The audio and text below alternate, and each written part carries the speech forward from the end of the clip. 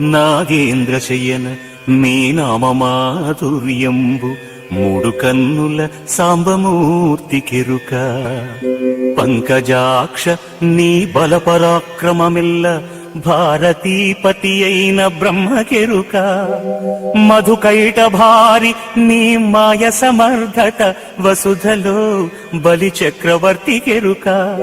పరమాత్మ నీదగు పక్షపాతత్వంబు దశశతాక్షుల పురందరునికెరుక.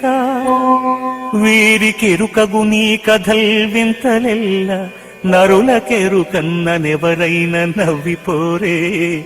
భూషణ వికాస శ్రీధర్మపుర నివాస దుష్ట సంహార నరసింహ దురిత దూరా.